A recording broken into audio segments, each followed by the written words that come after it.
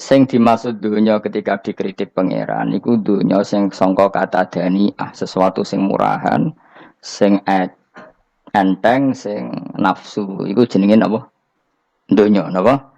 Dunya. Tapi ketika sesuatu itu baik dan mengarah kepada Allah, iki jenenge dunya iki masruatul akhirah. Maka dunya itu di dua status napa? Siji masruatul akhirah. Dan ini status yang harus kita pakai.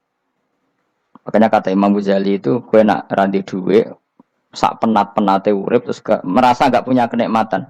Datang saja ke kuburan, dan yakinlah semua yang sedang mati, keinginannya hanya satu, ingin kembali di dunia dan memperbaiki amal-amalnya. Berarti dunia adalah segala-galanya bagi orang yang sudah mati.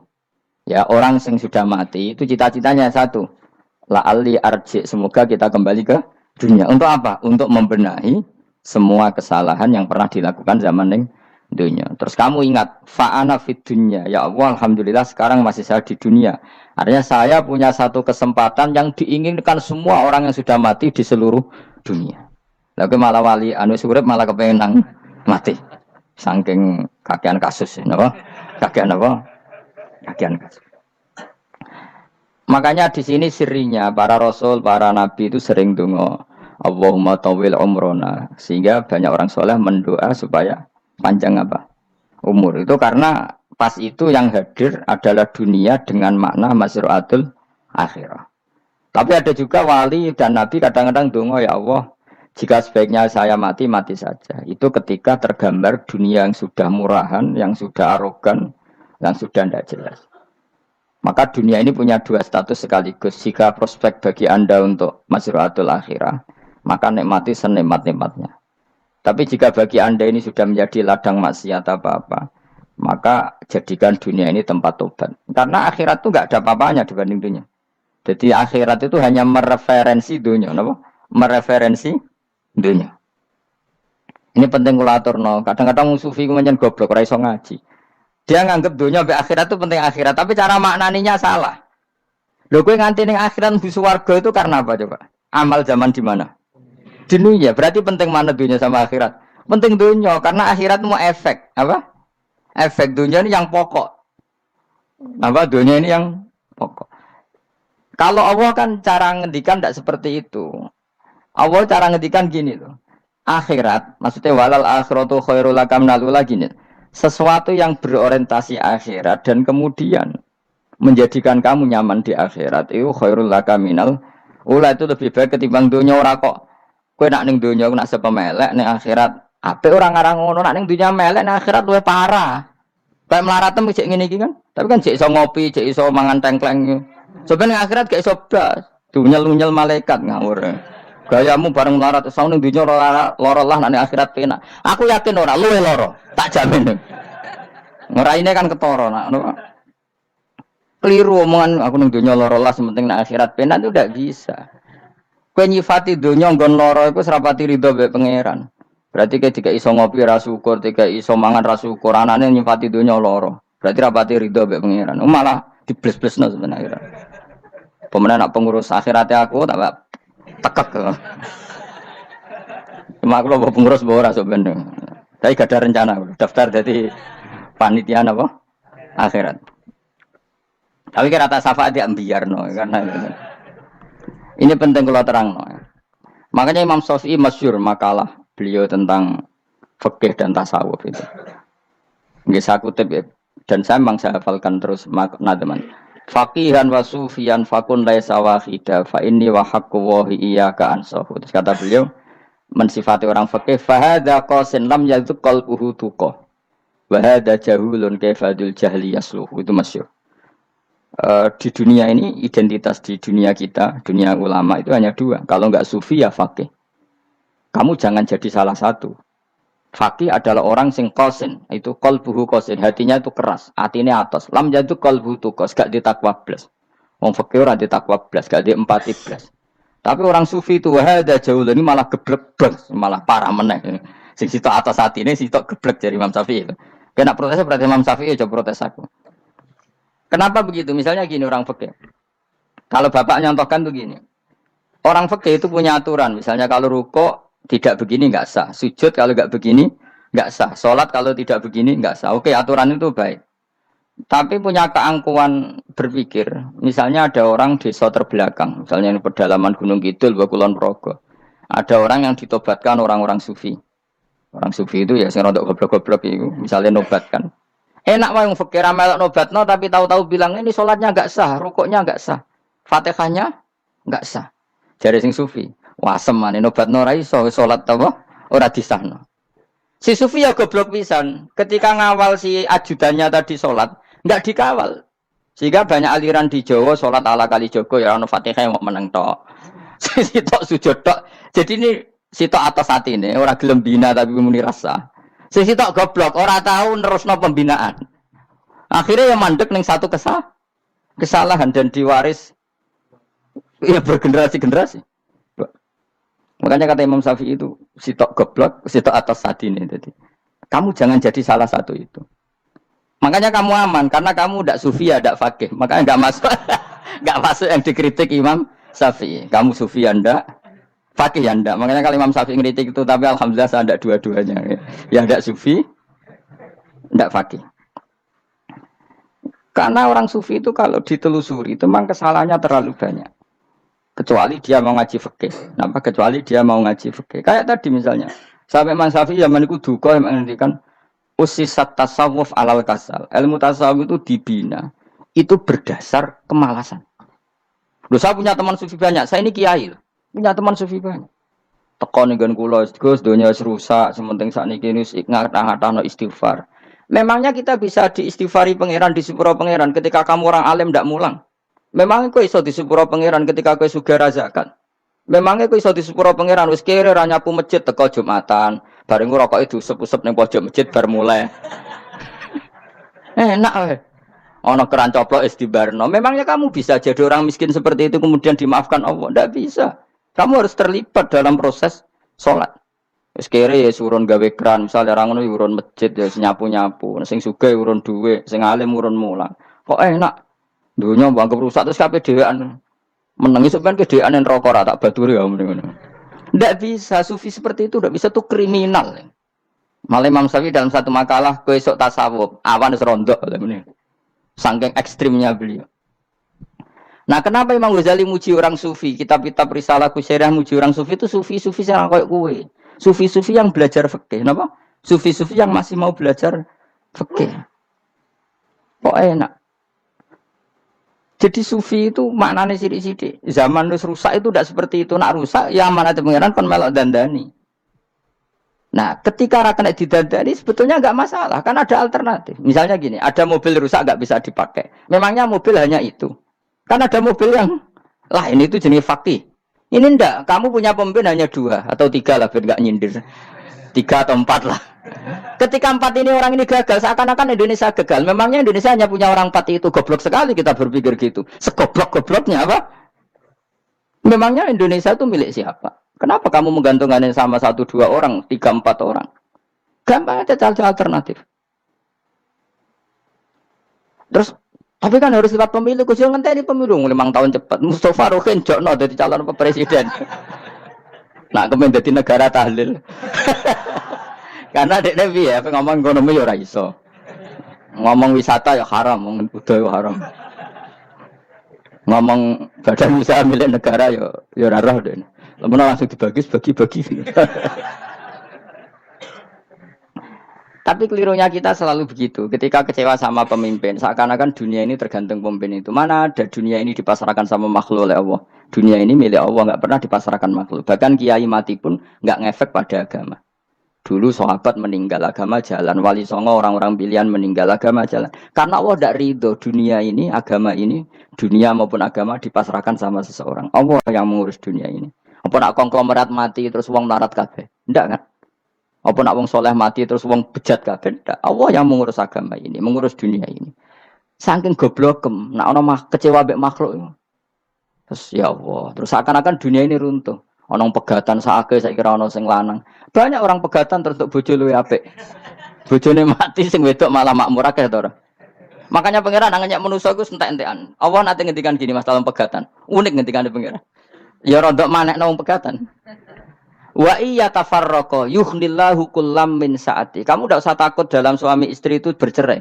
Wa iya tafarraqa jika dua suami istri bercerai, yughnillahu kullam min saati, bahkan satu-satunya per satu dari kedua mempelai ini bisa dikasih lebih kaya. Banyak enggak uang pegatan terus akhirnya lebih makmur? Dan kenangannya untung pegatan Mas, Mas dhisik aku untuk bojo sing dhisik wis. Aduh, selemu goblok.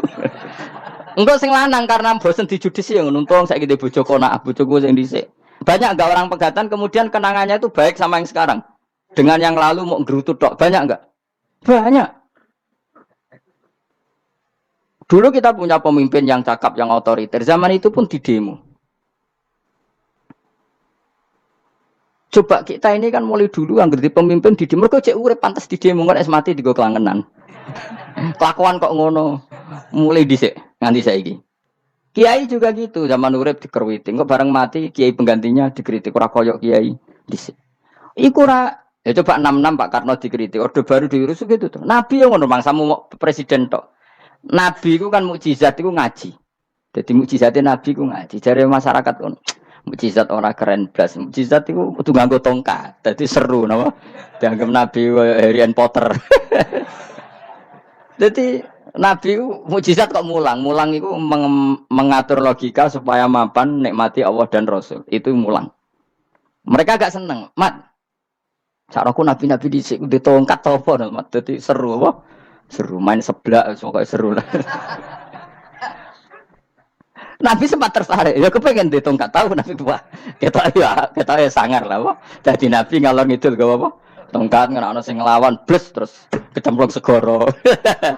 Kan ya seru lah, misalnya orang Yogyo macam-macam, tutuk terus likuifaksi do tenggelam kan, seru lah, apa? Nah, jawab pengiran lucu. Dia matke jok tongkat, gampang lah masalah tongkat. Sekarang ngetok wit kan gampang tongkat. Memang samu tongkatnya Nabi Musa terus. Digawe dikai mori terus dikai minyak ya ora dijupukno wit diketokno mangsamu. Wong sing hebat tuh sing nyekel dol ora apa. Ya jajal to kate Musa takekno kowe. Iku ora ana pengaruhe.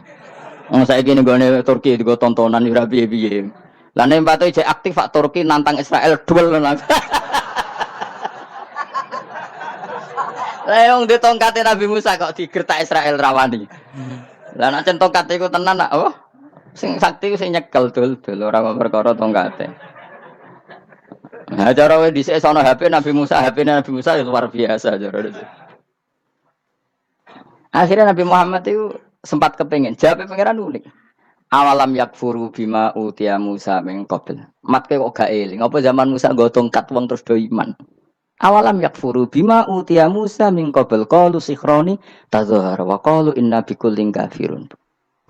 Apa zaman Nabi Musa itu terus wong do iman? Ya tetep komentar dari tukang sihir.